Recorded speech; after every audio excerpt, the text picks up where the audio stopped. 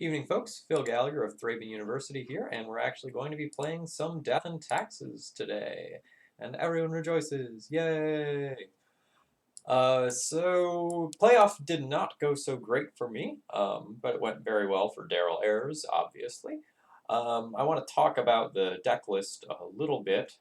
So I think Thursday or Friday, he sent me an initial deck list and was like, hey, this is kind of what I'm thinking about playing. What do you think about it? And we did a little bit of back and forth, made some changes. I played a league on Saturday with it. We made some more changes. And then we submitted deck lists that I think were 73 out of 75 identical, or effectively identical. I thought Silent Clearing was better than Horizon Canopy because it bluffs Plague Engineer. And he said, yeah, but I own Horizon Canopy. And I said, okay, that's fine. He ended up playing a Gut Shot, whereas I played a Surgical Extraction, and I played a Mangara, where he played a Phyrexian Revoker, but we basically ended up on the same overall shell. I'm still not 100% sure on some of the card choices, and my challenge went very badly. You all will get to see the VODs on YouTube a little bit later, or maybe you're already on YouTube. Although you won't have seen them yet because they're being uploaded as daily Death and Taxes. So we get into this weird kind of wibbly wobbly, timey-wimey stuff. Kind of with that being said, trying Deafening Silence in the sideboard over Chalice of the Void. I felt like Chalice of the Void is a little bit worse recently. I still don't really like Deafening Silence, but I'm willing to entertain the thought that it might be acceptable. All the Oko running around is just making bringing Chalice in against the control decks a worse idea than it used to be. And many of those decks are also on like Decay as well, or Culligan's Command. And when you end up with like multiple main deck ways to go and like dodge or play through Chalice, it's just not necessarily where you want to be. So we're going to play 3 rounds of D&T tonight. I'm currently 1-1 in this league. I recorded some matches for daily D&T, so we're just going to round out this league tonight. Maybe talk some D&T at the end, you know, brew up another deck list or something like that. In case you haven't looked at Daryl Ayers' list already, perhaps the most notable thing about it is that we're both trying a 25 land build right now. Kind of the idea being we're playing a whole bunch of big haymakers in the sideboard, and in the game ones, a lot of times if we can cast our spells as the game goes late, we take over those games. Even if some of our tools like Wasteland and Port are worse than they used to be, the utility of having those plus Silent Clearing plus Factory is not necessarily to be underestimated. Let's jam. I would like to play first. We have sort of a medium hand. Aether Vial plus Port, good. The lack of things to actually put into play with Vial, bad. Caleb, thank you very much for following. Hope you're ready for some D&T action.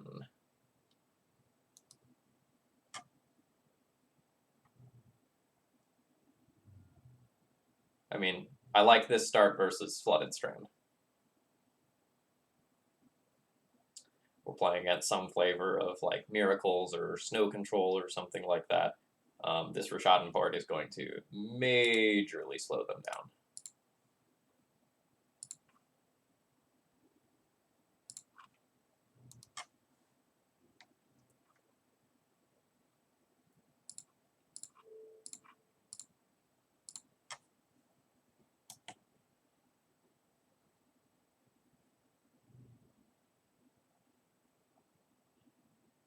Alright, so we are playing against, well, it's still too early to tell. Alright,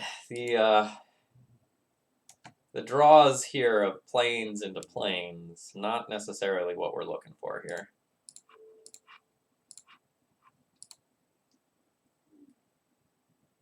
I will officially be unhappy if we miss on a creature next turn. Especially since these are probably soft against our opponent. Not dead, but soft. Alright, so leaning towards some Bant Miracles or Bant Snow deck. The line between those is kind of fuzzy these days.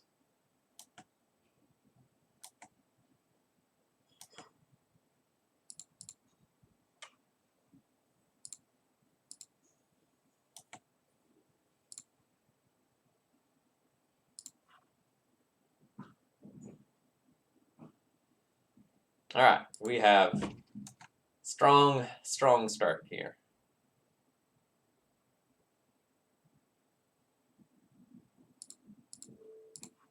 I mean, well, this is what I played in the format challenge, if that gives you any indication.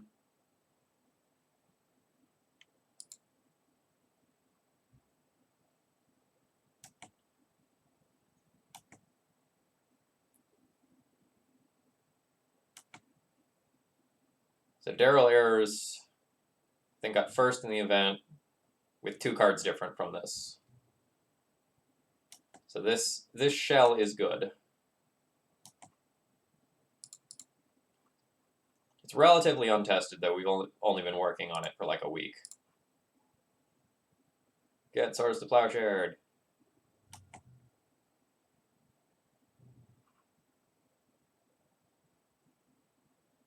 Yeah.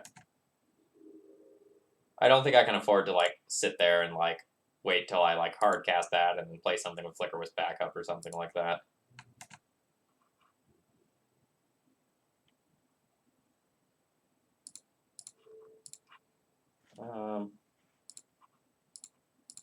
I guess this is better. It's kind of a wash, like Port sucks against Astrolabe.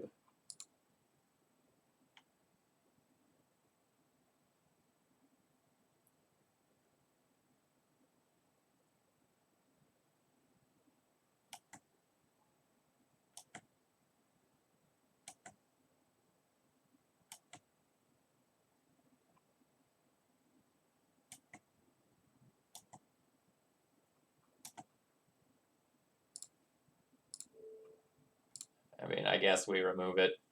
Just do something with our mana. It doesn't feel good. And I wouldn't do that unless we had another Swords to Plowshares in the tank here.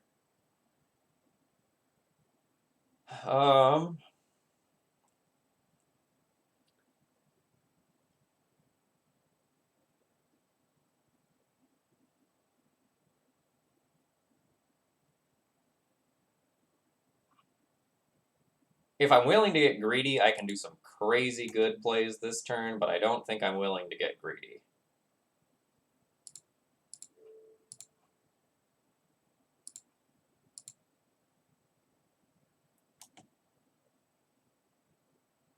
Like, I could Violin Recruiter, get Flickerwist, cast Flickerwist, get another Recruiter.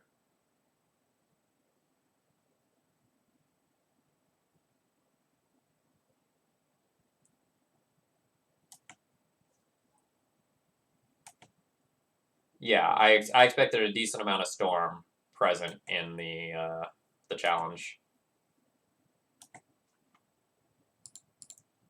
Daryl said that he'd been liking Deafening Silence. I think the card is garbage. I think it's way too narrow.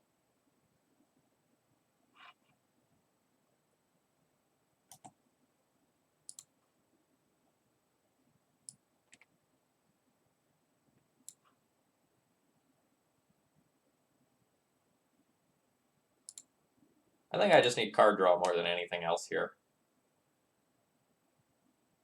I have a Swords to Plowshares to deal with a Snapcaster or Ice Fang Coatl that would get flashed in.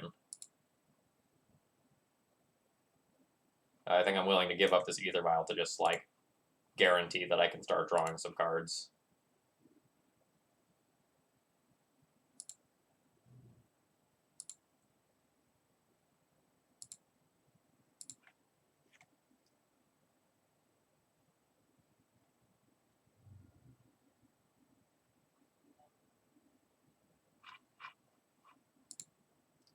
Snipehawk, thank you very much for following.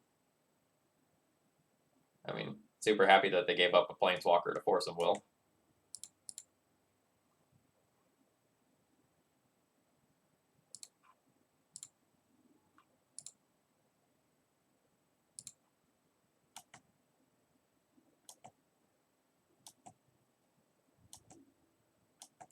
No, we're not attacking here.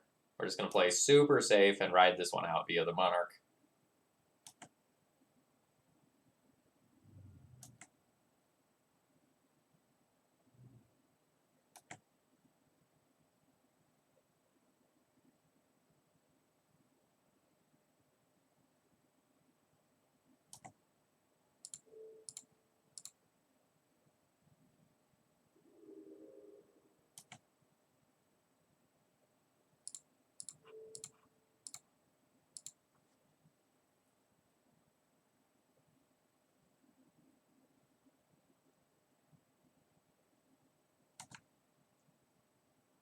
with double Astrolabe in hand, you can basically like pick a land at random and board it down. It doesn't particularly matter. Oh yeah, bounce one of my creatures. They didn't fall for it.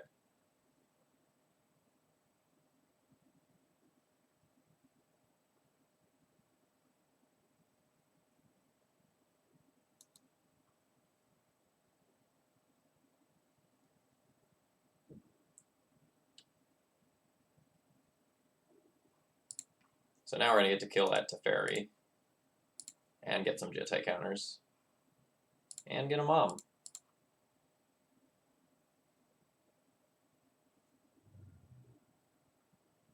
All right. Well, that's what opponent had in their hand.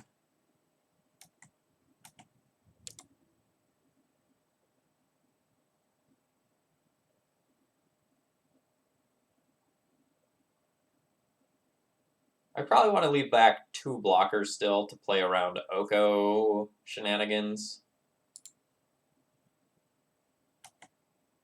So let's just kill that Teferi.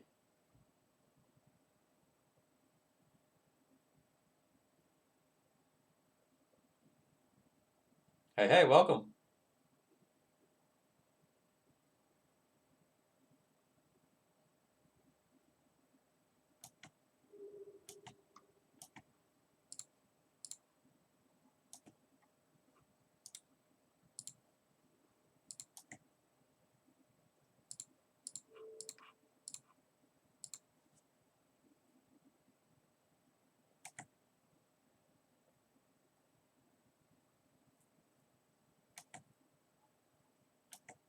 I'm a little sad we don't have a Jitte right now, but not that sad. Like, I'm the Monarch.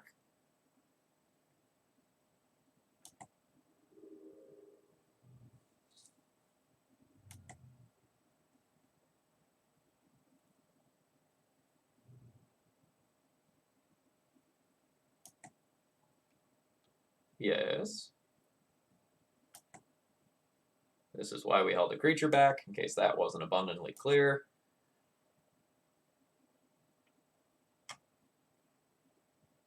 Oh, opponent chose to animate the one that they played this turn. Strong line. Yeah, just MTGO things.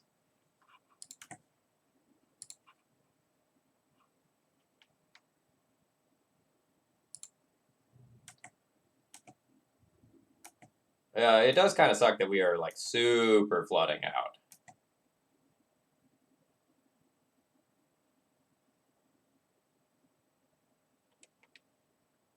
No, Giver is garbage. Don't play Giver.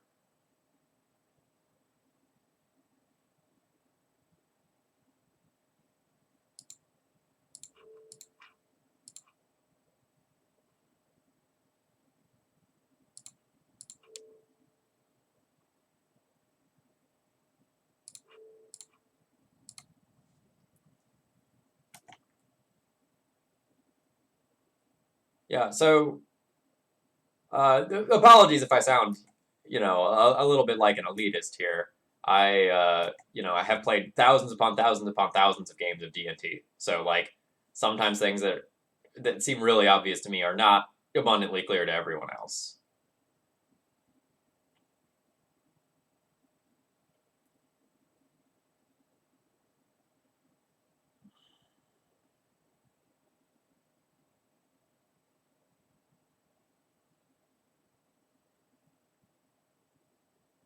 This turn's very awkward in that I either let my opponent become the Monarch or I lose 2 bodies.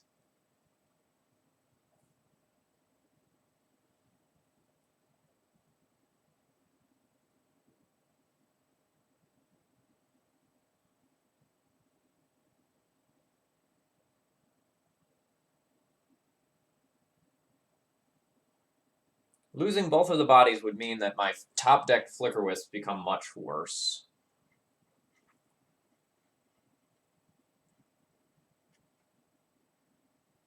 As would my top decked equipment.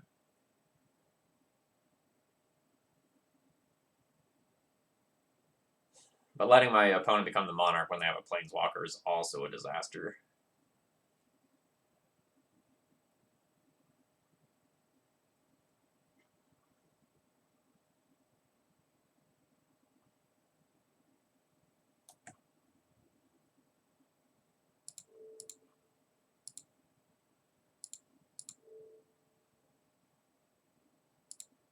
I'm going to trade bodies here.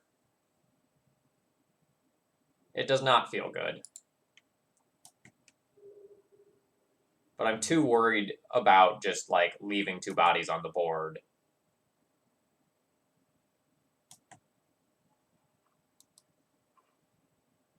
The other thing that I was about to say is, unless they have more astrolabes, I'm actually in an okay position in terms of, like, keeping up with bodies. Okay. Oko stopping that is great. But let's take the redraw off Silent Clearing first before we do anything else. Nice.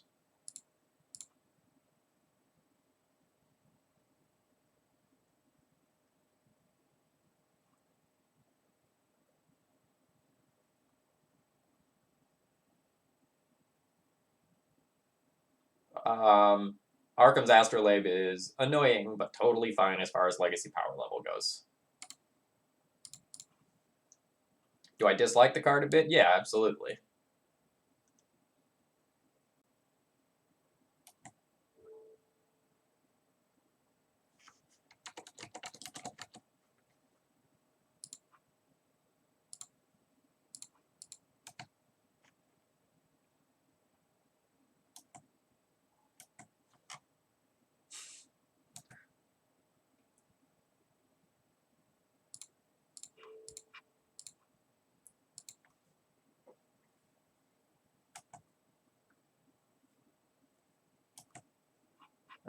Snapcaster Source of Plowshares on Revoker is very bad. Alright, I think we've lost this one just due to flooding out. Like, I know we're playing 1 more land than normal, but 2, 4, 5, 6, 7, 8, 9, 10, 11 lands to 6 spells, one of which I only got because of a redraw.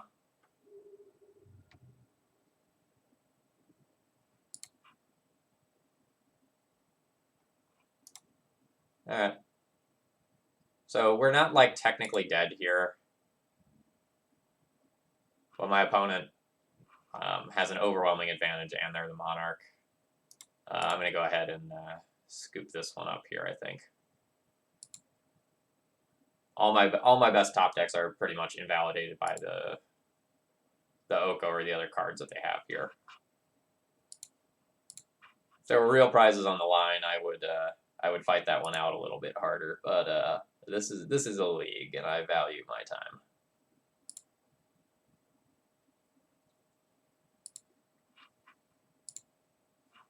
So when Daryl sent me the initial deck list last week, he was talking about approaching this matchup in sort of a different way. So he was advocating for bringing Needle, Ballista, Jailer, Gideon, Council's Judgment, taking out Caracas, 2 Moms, 1 Swords to Plowshare, 2 Revoker, 1 Flicker Wisp. And then there was one other card that I had to cut because the numbers didn't work.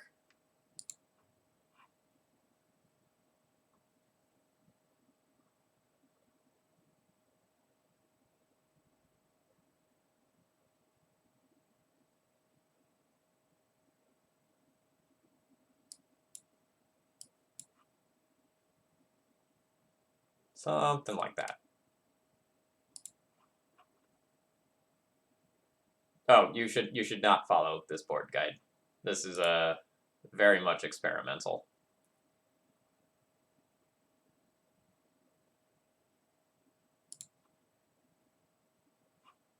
Like I've played under 10 games with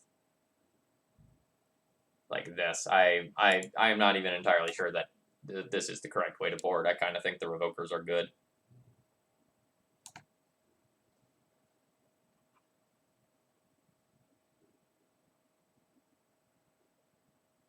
That's weird.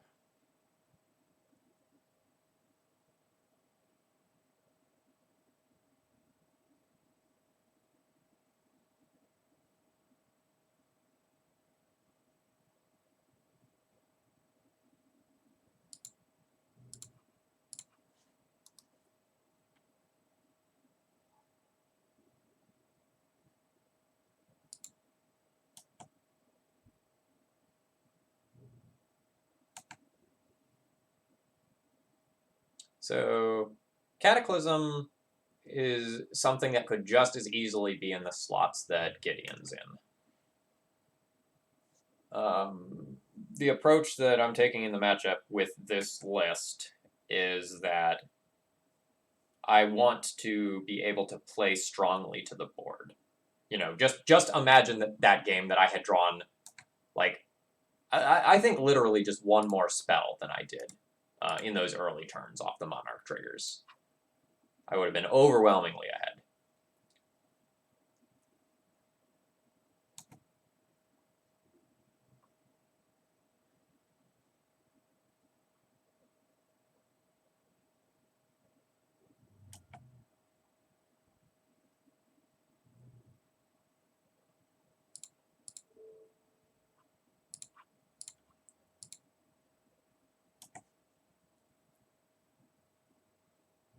We're going to port down the white source. It'll make my opponent more likely to hold back another land to play around an end of turn mob.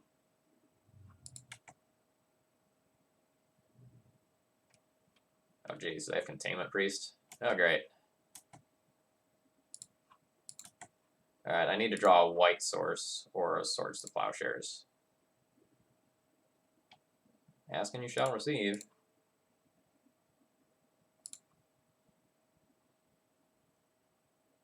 Cataclysm eats Planeswalkers.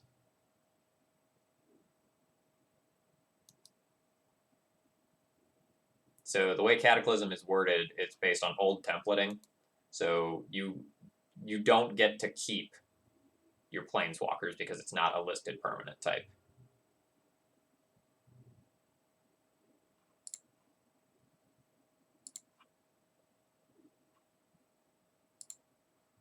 It's not quite what I'm looking for.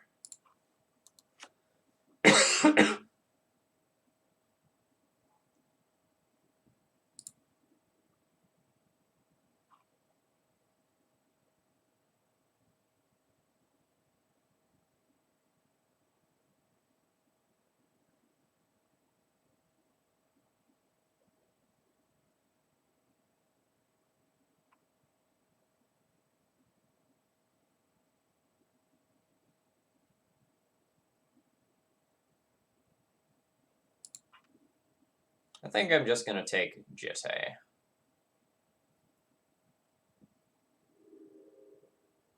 I was going to say, because getting any creature to connect would then mean that I can unlock the Seeds of Vow.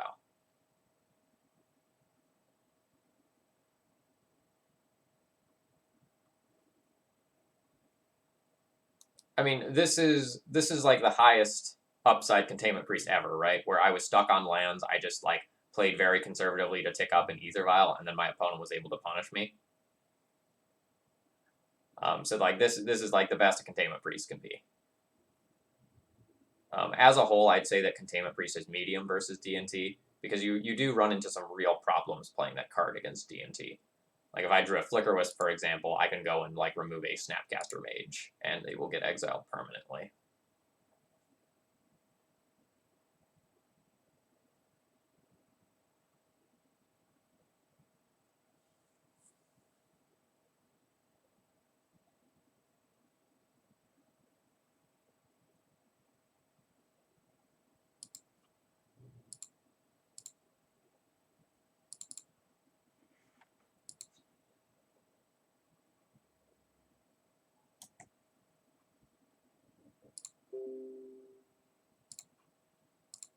We're going to get Walking Ballista here. Next turn, we're going to cast it for X equals 2 and use that to destroy a Containment Priest.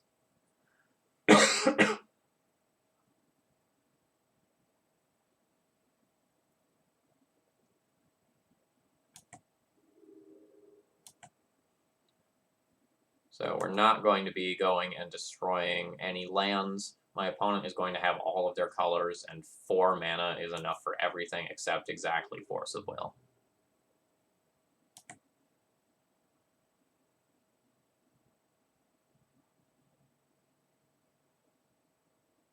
And if there's justice in the world, my opponent will not draw Oko off that Brainstorm. If they draw Oko off that Brainstorm and just elk my Vial, it is disgusting. Son of a bitch. It is disgustingly good for them. Oh my god, they did not see it? Or they just, like, have an answer to my Ballista and they're just going to Force a Will it? Or they just have another Containment Priest and this is all a wash.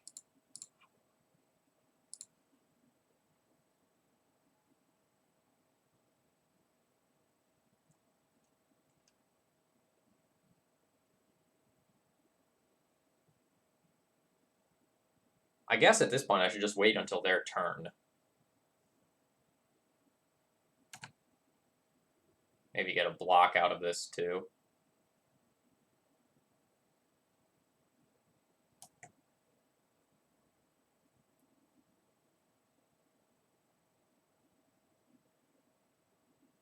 What is this targeting? Oh, it's just targeting a food? Yeah, sure.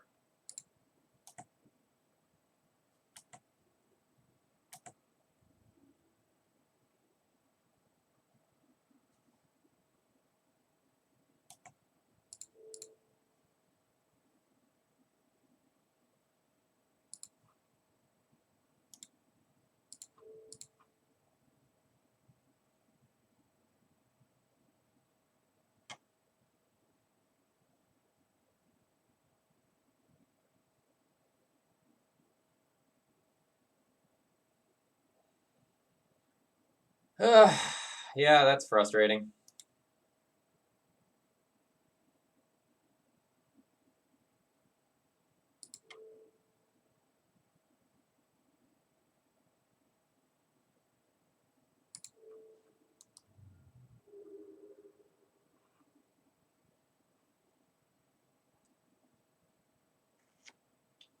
So that Containment Priest. So I think the game, I don't like auto win or anything, but I become extremely favored if I actually get to use my Aether Vial for 1 turn cycle. Like, end of turn, put in Recruiter the Guard, my turn, put in Palace Jailer. Like, I can probably take over the game from there since my opponent has 1 card. Now I'm just facing 8 damage on board next turn. I can Swords to Plowshares of food, but then I can't play anything else. Yeah.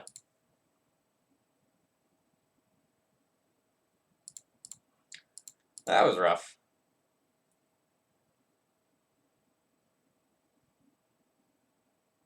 How do you win against Maverick? Maverick is a long, grindy game.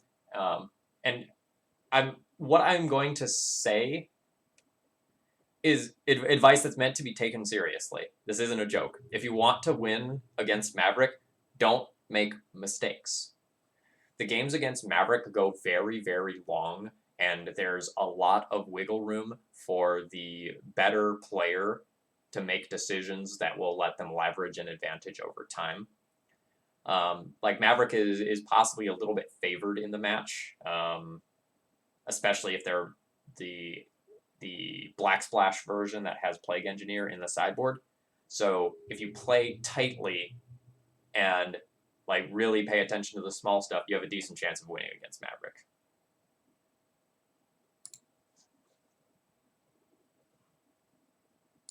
Alright, we're potentially playing a mirror, so I will mulligan this hand.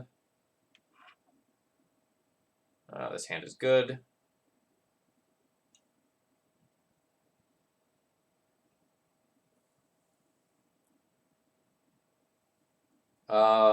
As a whole, Wasteland is not great versus Maverick.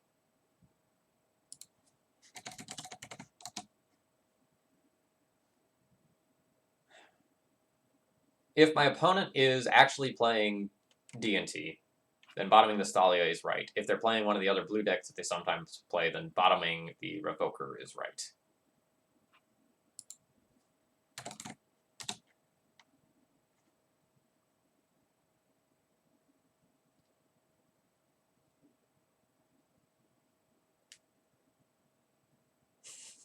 Bottom Vial, next level play. Yeah, I know the player. They donated to support Daily D&T a couple weeks ago.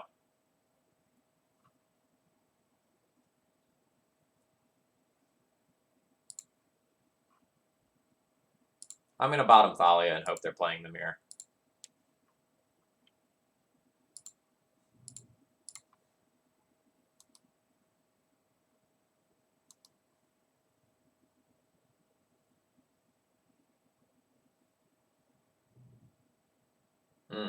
Thalia would have been good.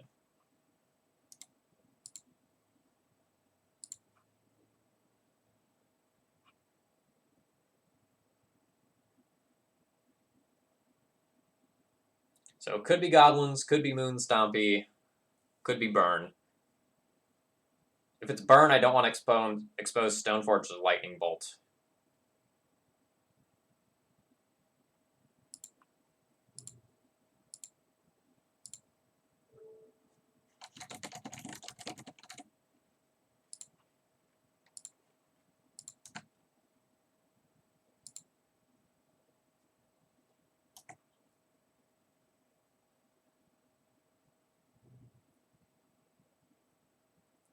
No, I'm totally hedging for Red Prison when I see regular Mountain pass.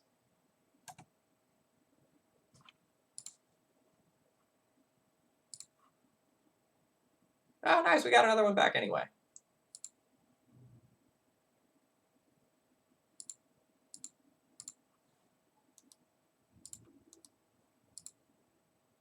It also could be a Red Eldrazi.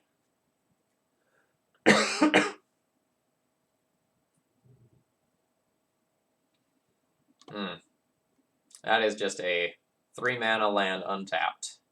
That's the dream right there.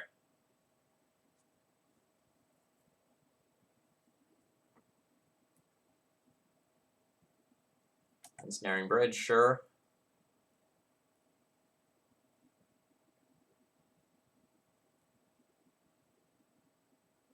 And a Simian Spirit Guide, yeah.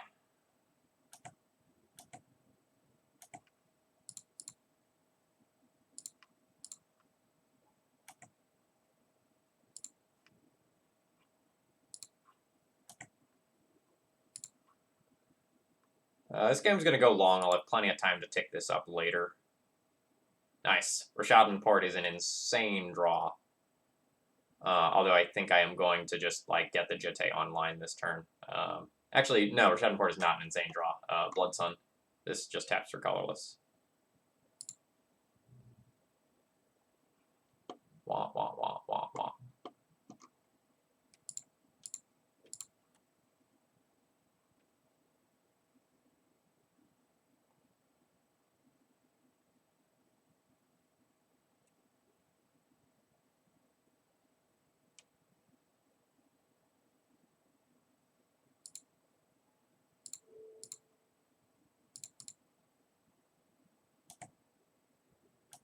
Why not Sword of Fire and Ice?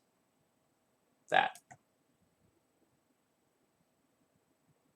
With Jitte counters, you can shrink your. If you have 2 Jitte counters, you shrink. Yeah, you shrink Stoneforge down to 0 power so that you can go and attack with it.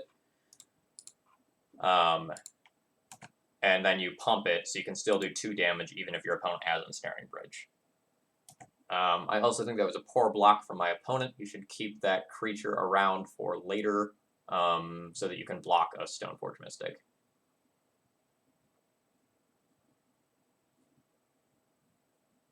If they have Fiery Confluence in hand, it's moot, though.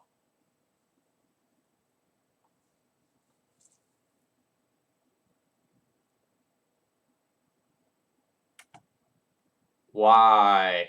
You lost so much mana. That so incredibly favors me. Holy crap.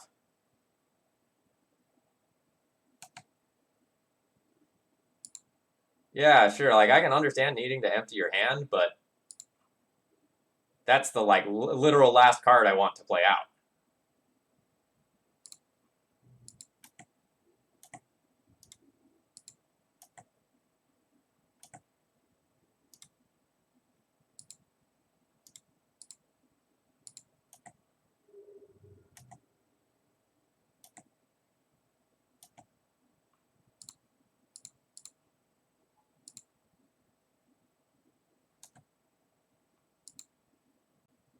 You play Lotus Field as a combo with Blood Sun.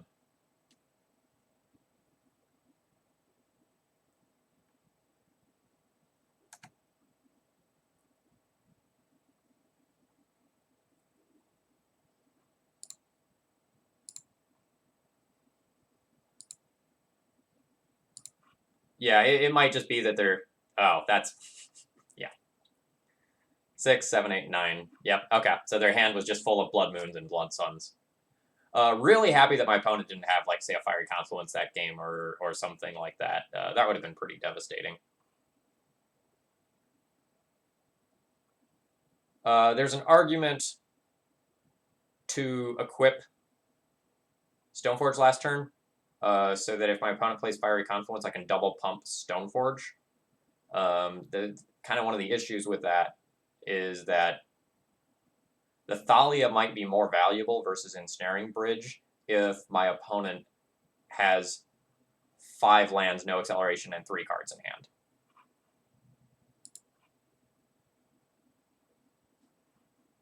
Alright, so what do we like versus Red Prison? Pithing Needle, Walking Ballista, Council's Judgment, Gideon, Palace Jailer, probably. Just like all these things that go and let me play a long game.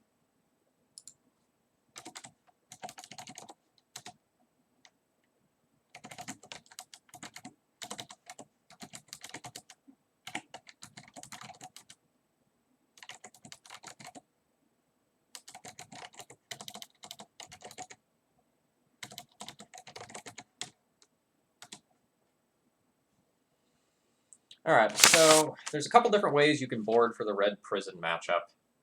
I'm probably going to cut all of my Mother of Runes. I'm probably going to maybe... Mirror Crusader in a vacuum is good. Here or less good. So the question is, how many actual, like, red threats is my opponent playing? Because if they're like this Blood Sun, Blood Moon, Big Mana version, they might not actually be playing all that many small threats. So, like, they might be leaning more on, like, Karns, Chandras, Chandra Awaken Inferno, Claw, things of that nature, rather than the small threats. So I think for game 2, I'm willing to board out all my Swords to Plowshares and be wrong. And then game 3, if they do have those small threats, I'll bring Swords back in.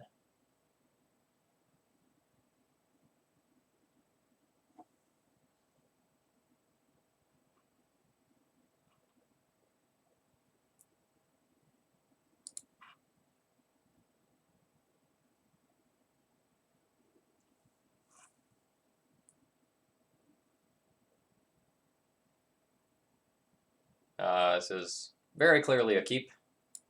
I have a feeling that the Sanctum Prelate on 4 is going to be awesome.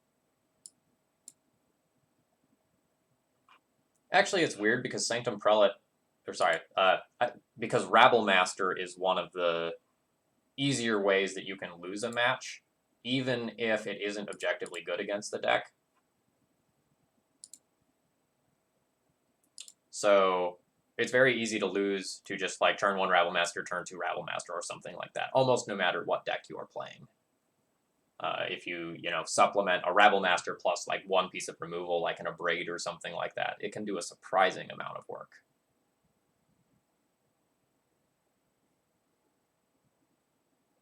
Chalice on 1, good against my Pithing Needle.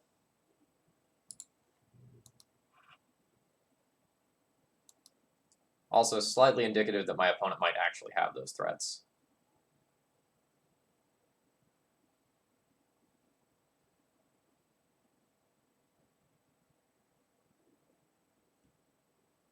Alright, so they're just going to try to lattice me next turn.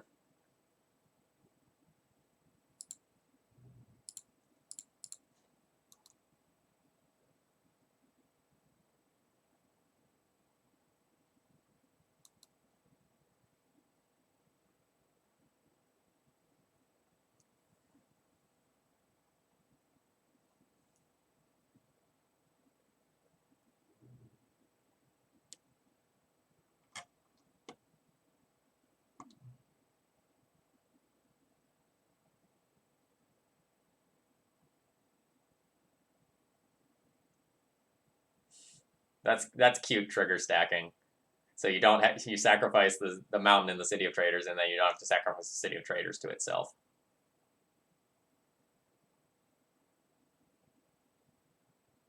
But that answer's tapped, so that doesn't allow lattice this turn. It can, like, my opponent can just, like, Ensnaring Bridge. Walking Ballista. Walking Ballista for 2 is very good.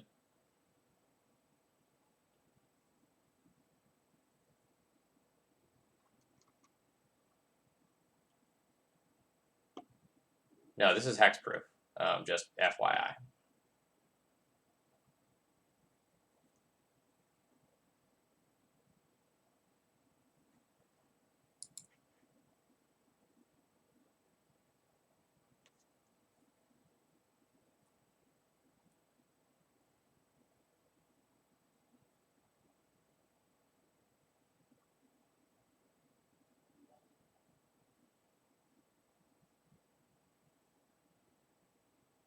So I can play Caracas.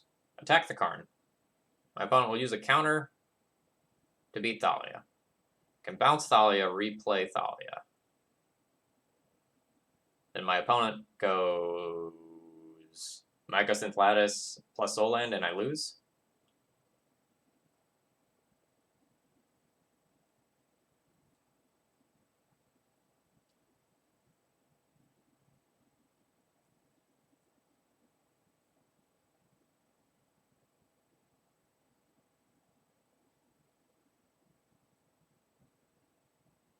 Alright. Let's see what our opponent does.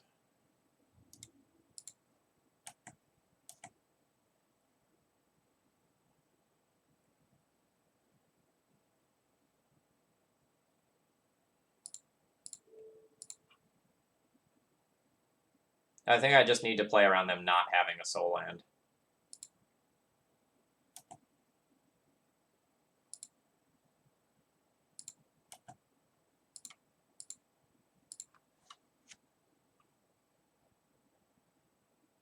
I can also just hope that they just, like, kill the Thalia.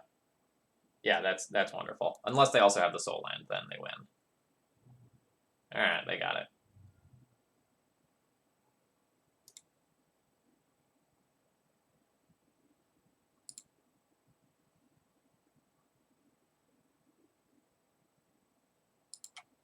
Note, I can't win from here. I literally can't win, but I want to play for a little more information. So I'm going to wait for my opponent to, like, kill me. Alright. They are not going to show me more cards. They are just going to beat me with Mycosynth Lattice. Smartly done.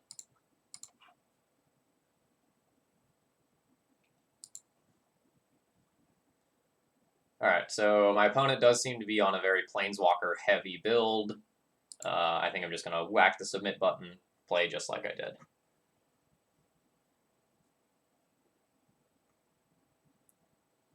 So, sure, Karn's good against this stuff, but, like, an Aether Vial plus Rashad and Port start is one of the best possible starts you can have against this deck, and you don't want to take away your ability to have those starts. We have a very medium hand.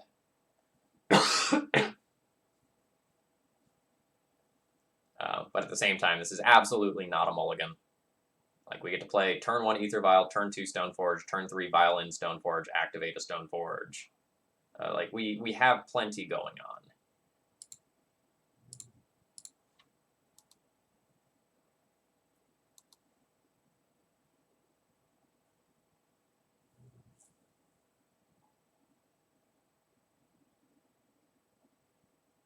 Chandra Awakened Inferno. Okay, so I kind of called what the build was going to look like. I think Chalice of the Void is considerably worse on the draw for the reasons that we're seeing here.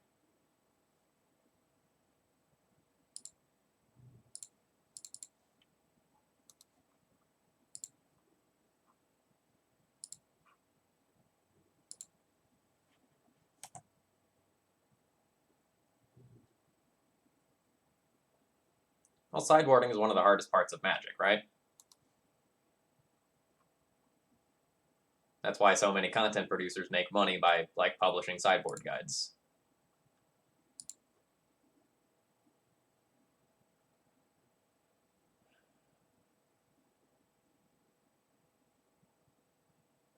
This Council's Judgment is going to be very, very good at some point this game. I think I'm going to sandbag it for the first big, annoying, like, threat type thing that they play. You know, a Karn, an Ensnaring Bridge, a Chandra, something like that.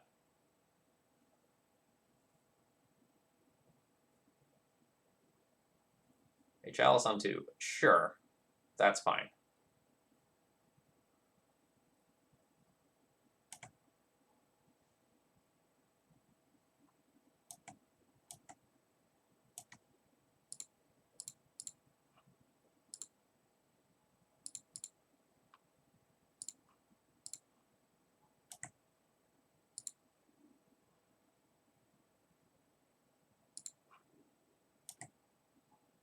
Yeah, like we have a Council's Judgment here. I have Chalices. I have a Vial on 2. I can just leave this Vial at 2 and then, like, not care about this Chalice on 2.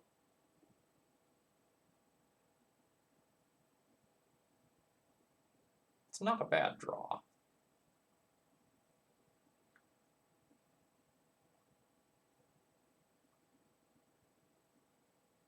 So I can't actually port.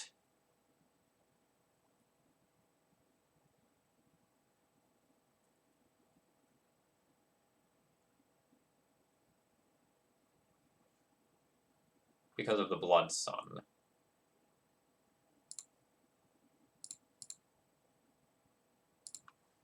So I think I'm just going to play this out, crash in with the boys.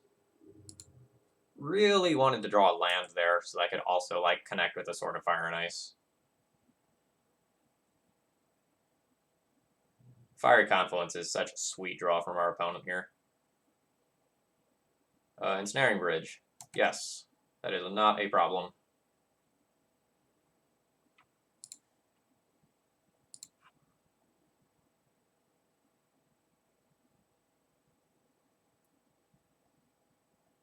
Do I just Flicker Wisp it this turn?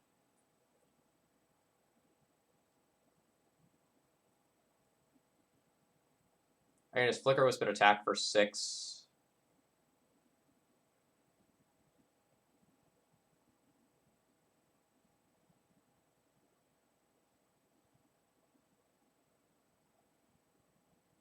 And then have lethal the next turn off of Council's Judgment. 6 puts them to 8.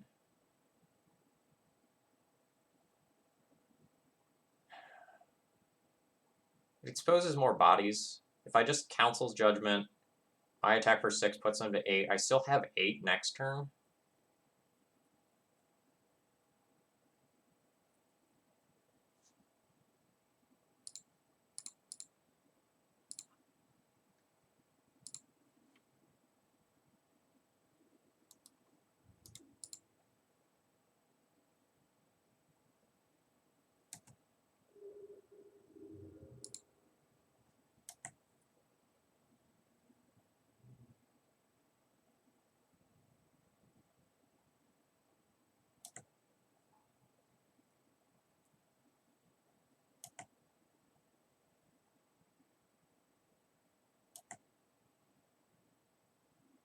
Okay, quick math check. If I equip Sword, the Batterskull alone is lethal, so I can tick up Flicker Wisp and get a kill this turn.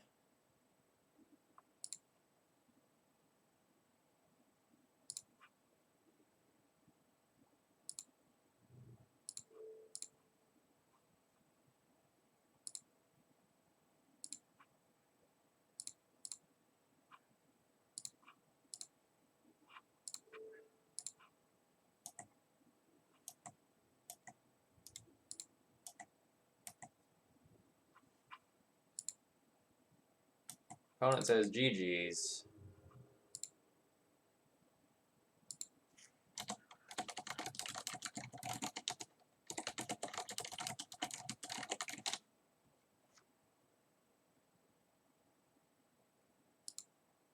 All right. So there was a question about Fiery Confluence. So let's look at Fiery Confluence.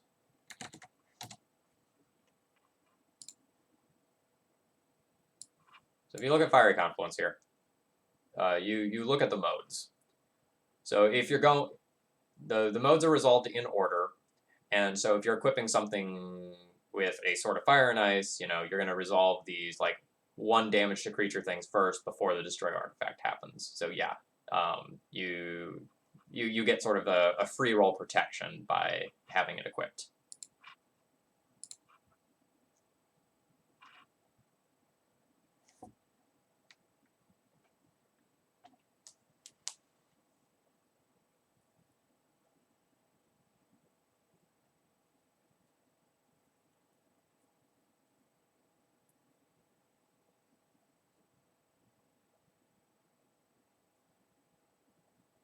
So another thing that the sword lets you do is I had Batter Skull plus Sword of Fire and Ice there. So if my opponent was incentivized to blow up both of those pieces of equipment, they can also only do 1 piece of damage to each creature, and that's not enough to kill my 2 Stoneforge Mystics.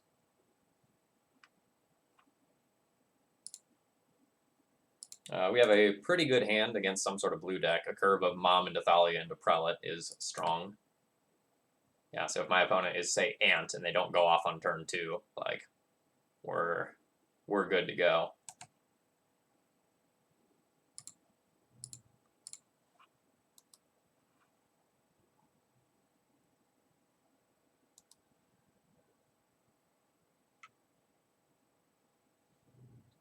Note, small mistake on my part. I probably should have played Caracas over Plains there.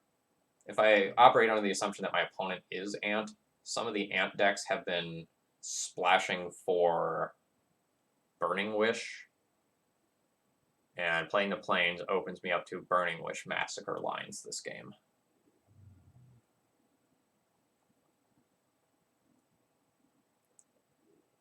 Alright, rip another Thalia off the top like a champion? No.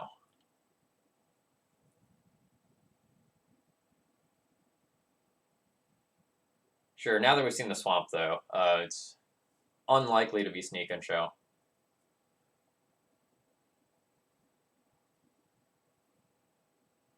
My opponent could still be a mid-range deck, but if they were a mid-range deck, they'd probably be playing snow-covered lands. So I'm going to operate fully under the assumption that this is Storm, and attack with Mom. Note, I could be making a mistake here if this is just, say, a Grixis control deck or something like that, but I really don't think that that is the case. So I'm just going to crash in, lower the chances that I can lose to an ad nauseum, and then try to port them off of Thoughtseize or the ability to go off. Getting helpful players' tips here. If a player's life total falls to 0, they lose the game. Strong.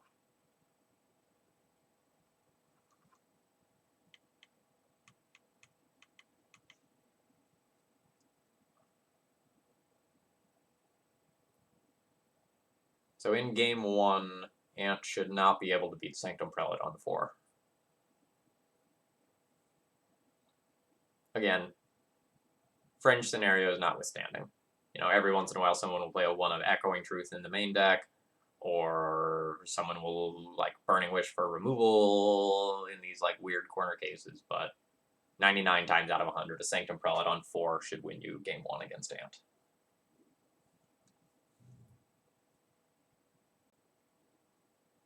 Oh, well, I have a wealth of riches.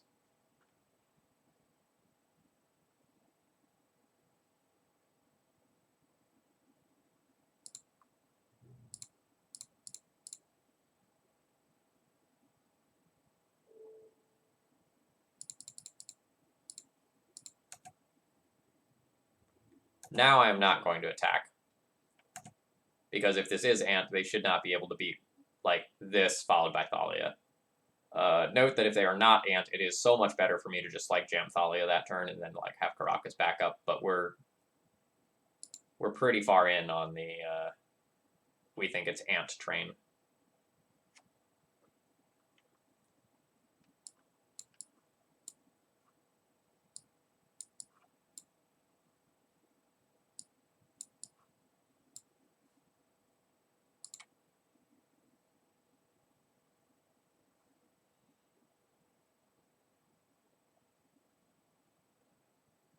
So, just looking at how Daryl was going to board, he was going to go STPs out, Jailer out, a Wisp out, and a Jitte out for these cards.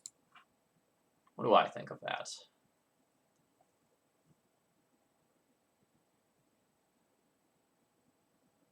That's reasonable. I'm not sure how good the Pithing Needle is going to be. My opponent showed me that they're playing a Flooded Strand. So it may be that they've diversified their fetch lands quite a bit, so Pithing Needle on Polluted Delta might not actually do what I want it to do.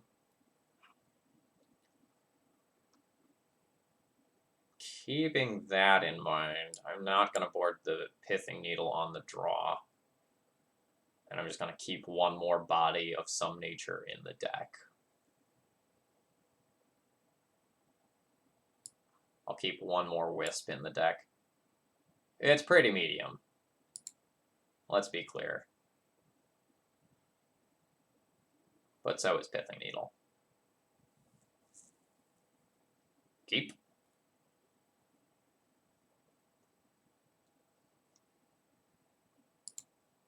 So we have a very strong turn 1 play, followed by a very strong turn 2 play, followed by absurd endgame inevitability. And if we get Thoughtseize, we still have a great turn 1 play.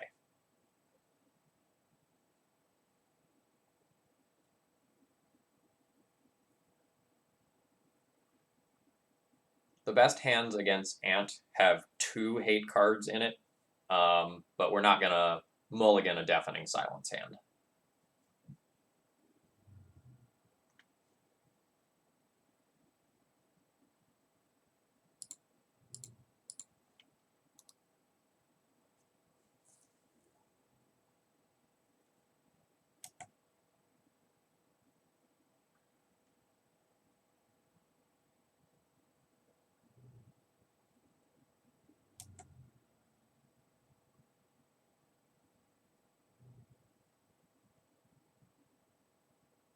Am I dead yet? Not yet. There's hope.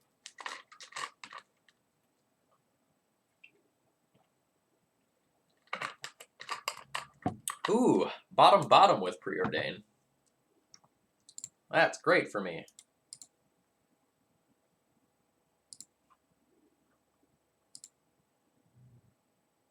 So while my hand may not look impressive to the untrained eye, my hand is actually extremely threatening right now.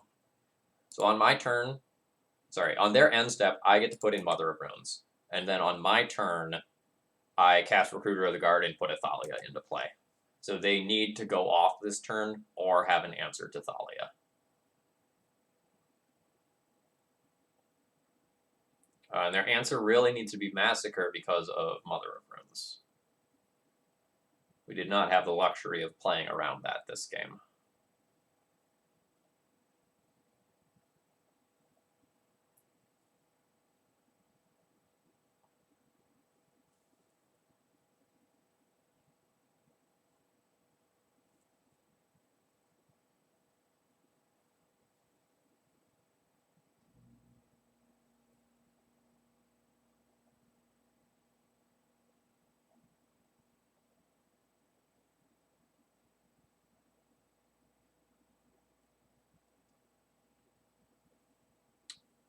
Yeah, most games you do not get to play around Massacre.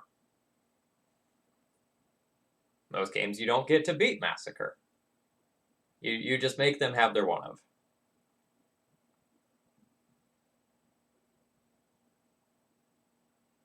Yeah, spoilers for those of you who are going to be watching my daily D&T later. You're going to get to watch me get savaged by Dread of Night during the playoffs. Uh, there's a reason why I did not do well. Dread of Night was part of the equation.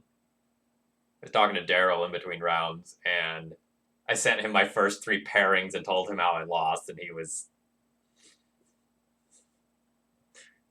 he got a good kick out of it, and then told me I should have gotten his pairings. He played against like Merfolk, Eldrazi Taxes, and a mirror where the opponent just like got mana screwed and tripped over themselves.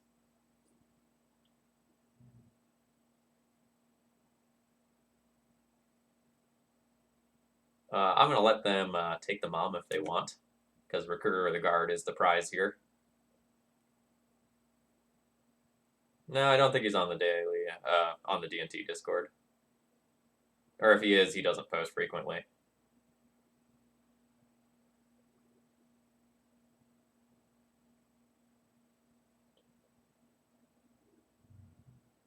Your opponent did not make the mistake.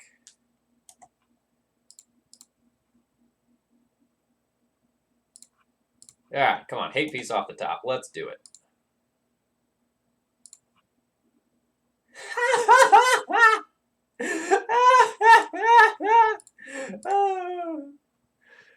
G.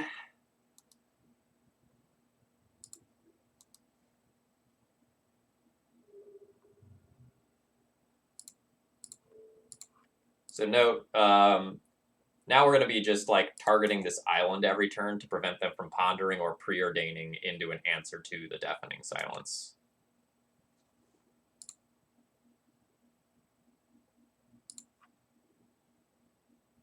Nice. This game's over.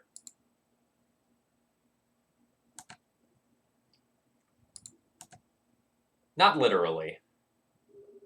But opponent has 4 cards currently. They're losing 1 land to Port. They're going to lose another land to Mangara, and then there's still the Deafening Silence to deal with.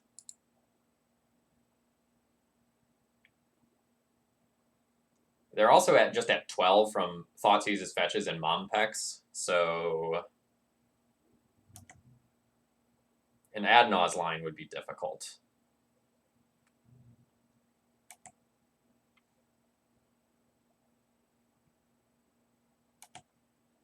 All right, like they have 3 cards left right now. There's no goodies in the graveyard for a Past in Flames start here.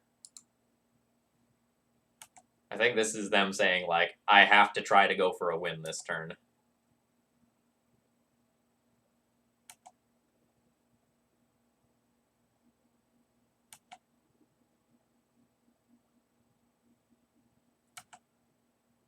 They can Infernal Tutor for Adnaz with 1 flip floating. From 11.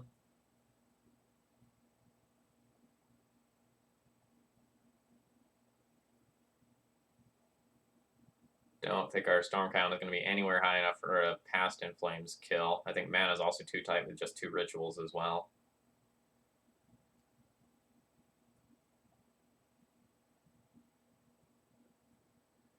I guess they technically don't have to win the game. They just have to draw a couple of cards and Thoughtseize this Deafening Silence and hope that's good enough. So Storm count is 4 right now. So like this is 5, 6, 7.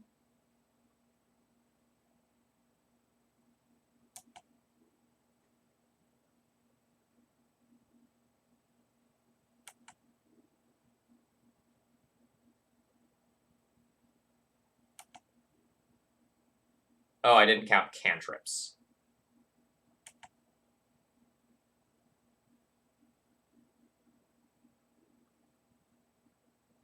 The piece that I was missing is they can tap a blue to cantrip. And that's the Lethal Storm. So that's what I was missing when I was doing my math. Okay. They did get me.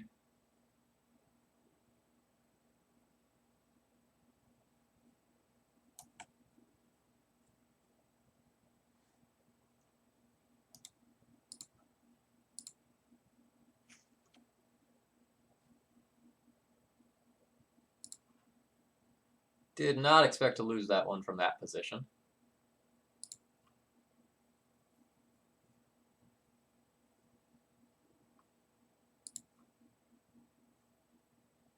Hand's insane.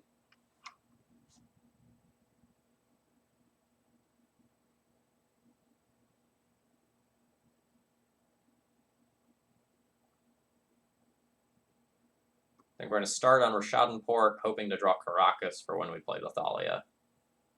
See if we can play around Massacre this game by drawing a non-basic white source. I'd like to sandbag this Wasteland for as long as possible.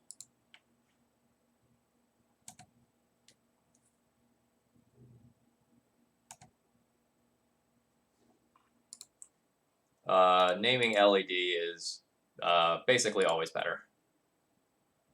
It's not literally true, but it's pretty close.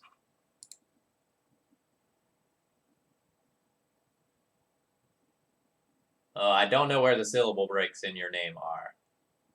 Policer der Kaiser, thank you very much for following. I hope you're enjoying the content. So the reason why naming LED is better is because in addition to just like stopping their Black Lotus, you also make it harder for them to go Hellbent for Infernal Tutor.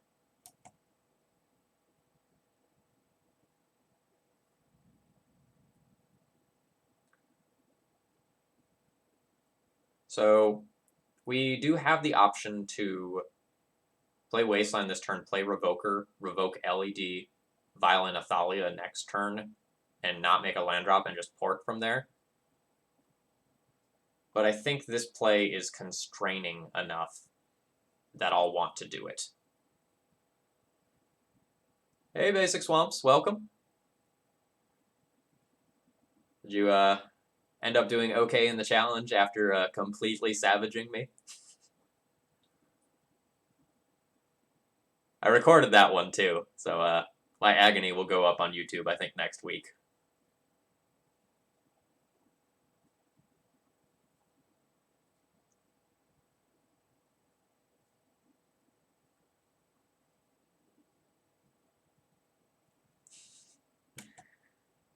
Oh god, it was so brutal.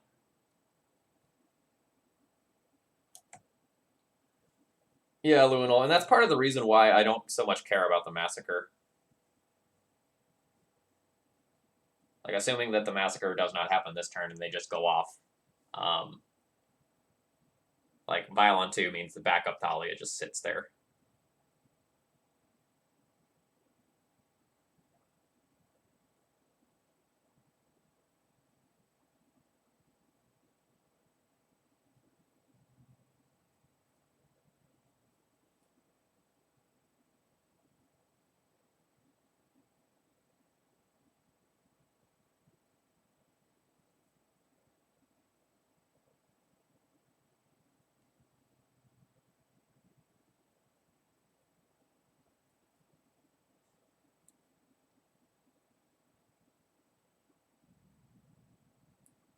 Yeah, I think you overboarded for D&T a lot. Like, I think you should definitely cut both of those Dread of Knights and just play one more Plague Engineer. And I think you'd be more balanced for more matchups. What a draw. What a draw.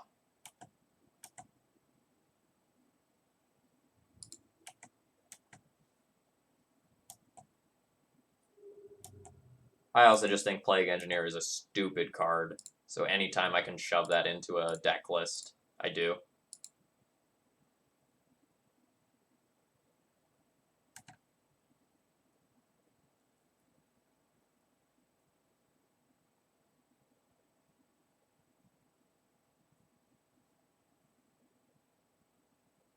Like, Death Shadow Delver has a very, very bad D&T matchup, so I can kind of get it, but I don't like playing super narrow cards in my deck because, like, they're great for one, maybe two matchups, and then just dead everywhere else.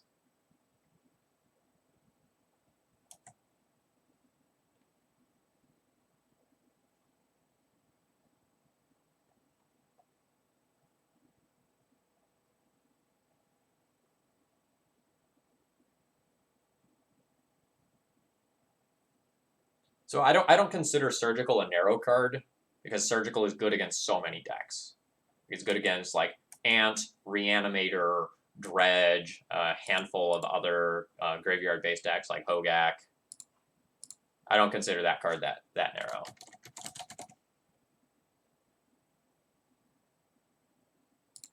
narrow. D&T is really cheap online now. Like I don't have an exact number or anything, but you know it's probably $200 or $300 versus the $700 it was lol a couple years ago.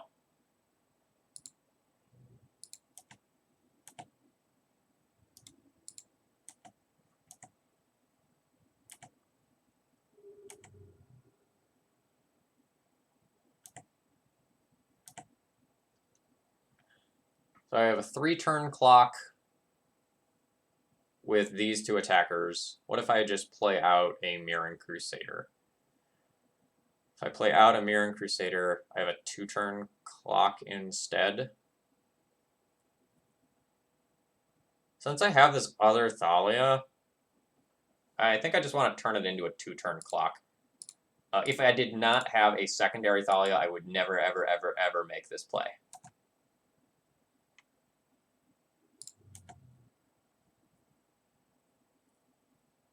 You have another basic? Oh, yeah, like, absolutely going to snap that off. Yes, this is a great time to buy into Legacy Online.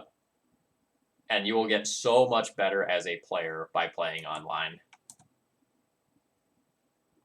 Just the number of games you can jam is astounding compared to what you're used to doing just by playing at your local game store once or twice a week.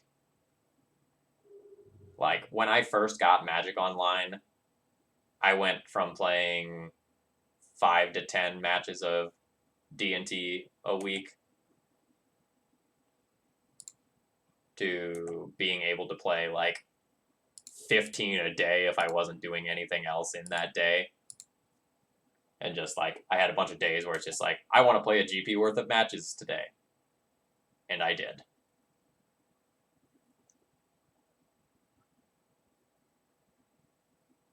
Alright. So we end up with a 3-2 that league. Right? 3-2. 100 play points, 1 chest. Yeah. And that's fine. So let's look at this deck list and see what I want to change about it.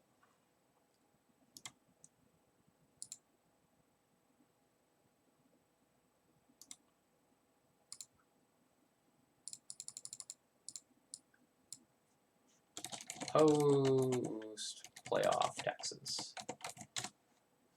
So let me put it this way. The absolute minimum number of legacy matches I play a week is now 15. I play a league on Monday, I play a league on Saturday, and I record a league for YouTube on Sunday. That's my minimum.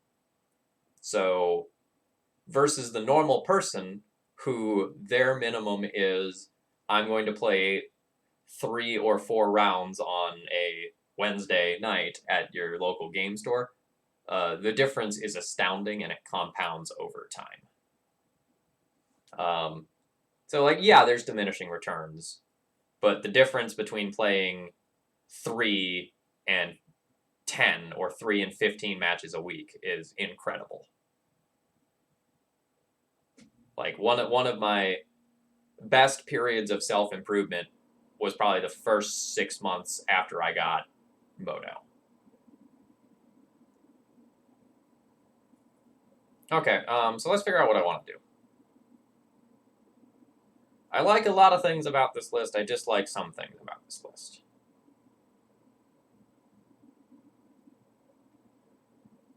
So Spies, if you know there is one deck that you adore and that's always the deck that you're going to play, you can buy that deck on Moto.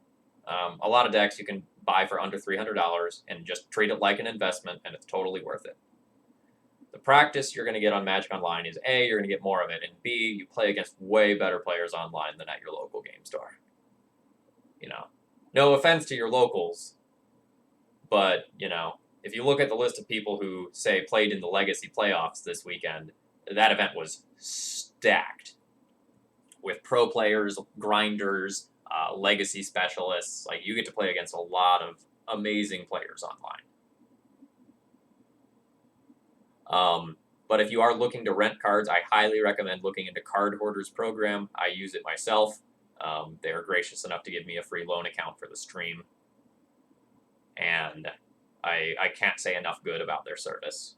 Like, they don't pay me to say nice things about them, but if you look at my Twitter once or twice a week, I'll post something about how great Card Hoarder is.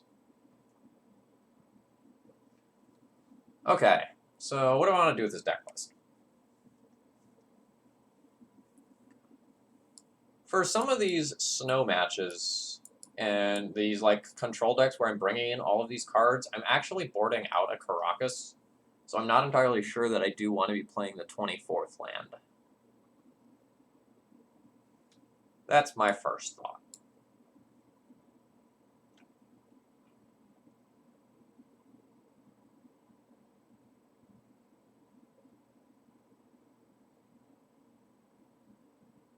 Bird person, will you just copy and paste that comment? And when I'm done with building this deck, will you just paste that again when I can focus on that question a little bit more?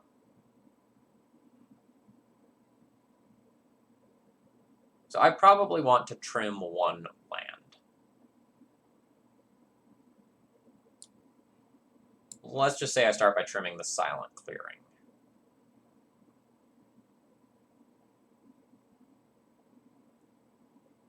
It doesn't matter which land you trim. Like, you can trim Caracas 3, Mishra's Factory, Silent Clearing. I think any of those is fine. Actually, maybe it should be Mishra's Factory.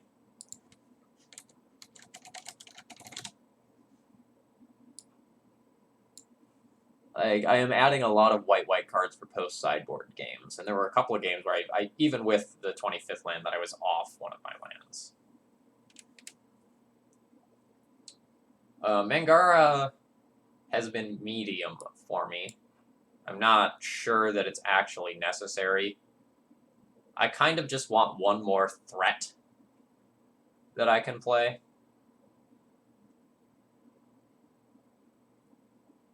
I do feel a little threat light with this deck. So, like, the Revokers and the Moms don't count as threats. I'm down a Flickerwisp from what I'm normally playing as well. So that gives me 2 slots to work with. Tomic's not super necessary right now. I think I'd want to get Flickerwisp 4 back in there. And maybe a Sarah Avenger.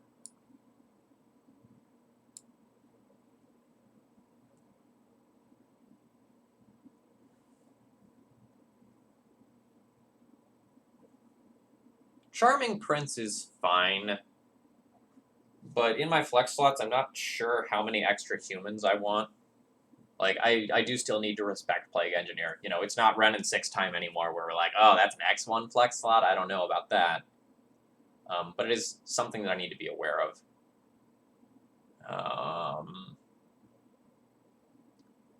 So I'd say playing another Mirror Crusader could be fine. Playing an Avenger could be fine. Playing a Restoration Angel or even a Shalai might be good. Shalai is kind of awkward in that, like, it can get elked and then your other stuff can get elked afterwards.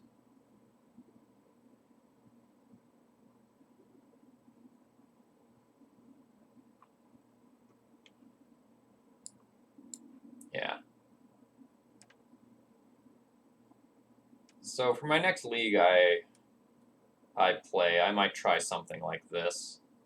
It also may be that I'm not supposed to be playing 3 Caracas right now. I think that there's been... How do I say this? Red-Black Reanimator alone is not necessarily a reason why you should be playing 3 Caracas.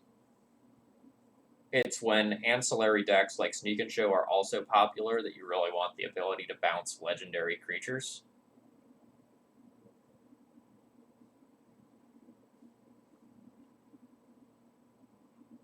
I might even be willing to, like, dump that and just play one more Plains. Basic Plains has been really good for me.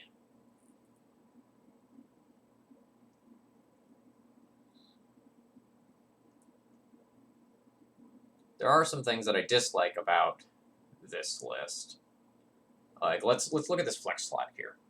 So one of the issues with Sarah Avenger is that it's an aggressive card that can't actually come down and pressure an Oko when it's put into play early, because Sarah Avenger can only be played off Vial or Hardcast on turn 4. Or sorry, it can be Vialed in on 3. So if you're on the play, you can potentially use it to pressure an Oko.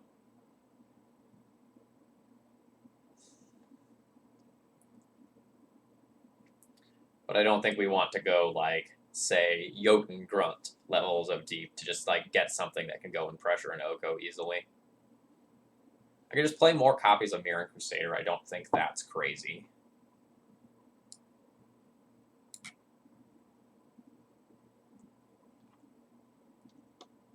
Spirit of the Labyrinth. Actually, Spirit of the Labyrinth might be interesting. What do I think about that? So it's still an X1. So there is still, like, the it will die to a Plague Engineer problem. But if my opponent is naming Spirit with their Plague Engineer, that's winning. I don't like Spirit of the Labyrinth when Tarmogoyf is popular, because, like, it dying and growing the Tarmogoyf by 2 kind of sucks. But Spirit of the Labyrinth as a got-ya slot might be okay. Play whatever you want in this slot, but I like the rest of this shell. What do I think about my sideboard? Sideboard felt pretty good.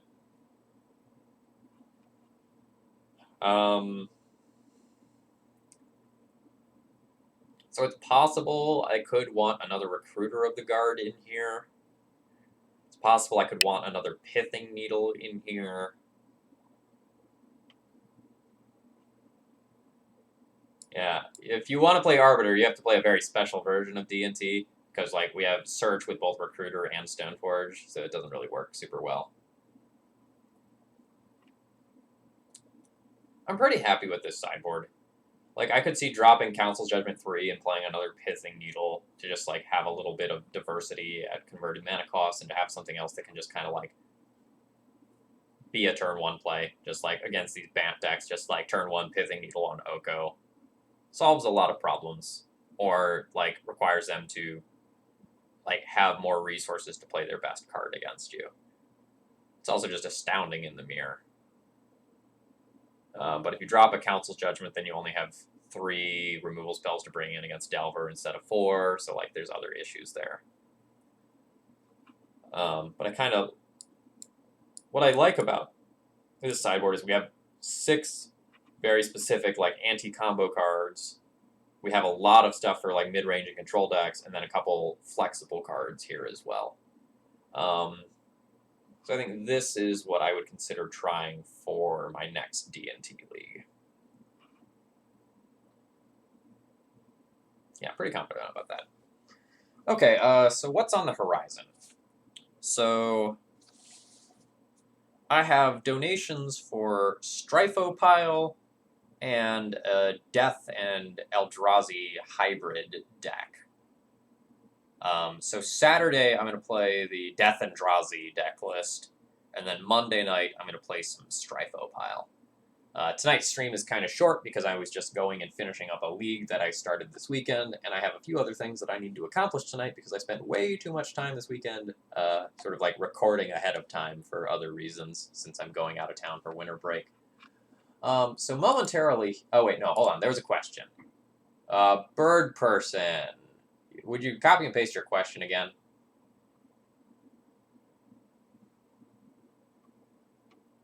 There we go. All right. So what do you think is an appropriate deck to learn Legacy? I've been thinking about buying into Legacy on Moto. I think D&T looks pretty sweet, but I probably don't have enough format knowledge to properly play it.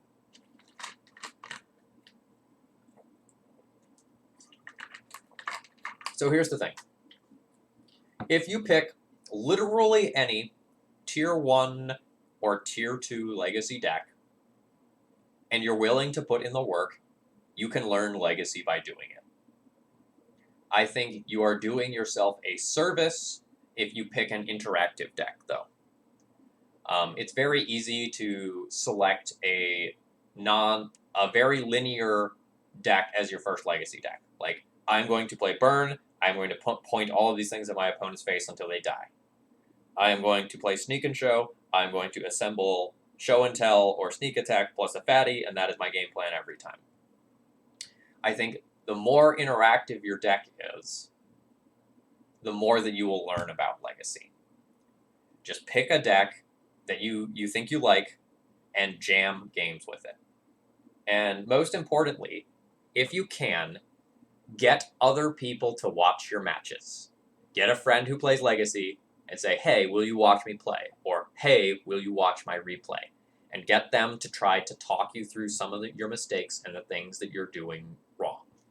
You know, make notes of the mistakes that you're making and try not to make them again. There's a lot of D&T quotes that go something along the lines of, I spent the first 6 months losing with the deck, you know, was really frustrated, lost games for really stupid reasons, but like not playing out the right 2-drop on turn 2, or not thinking ahead 5 turns to think about like where my Aether Vial would be at later and playing the wrong creature, and then I lost because of it. But once you kind of get the flow of whatever deck you're playing and you start to see the lines that you were missing before, there's a lot of fun to be had in Legacy. You know, this is the only format that I play, and, you know, for a good reason, because it's so interesting.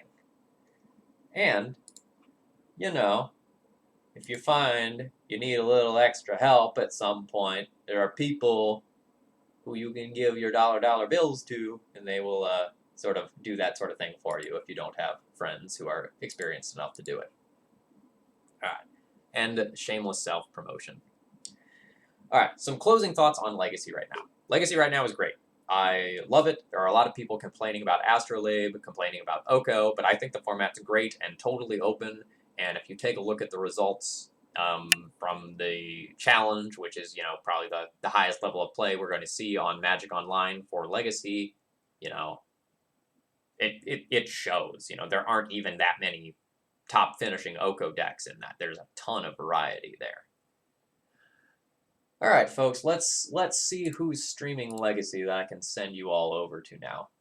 Oh, Jarvis is streaming Legacy. We're going to host Jarvis. I hope you all enjoyed tonight. If you did, please follow. I'm putting out Legacy content a few times a week, and if you're really enjoying, please consider financially supporting the channel by doing something like subscribing. Cheers, folks. I hope you have a great rest of the night. Spam some emotes in Jarvis's chat. Show him some love.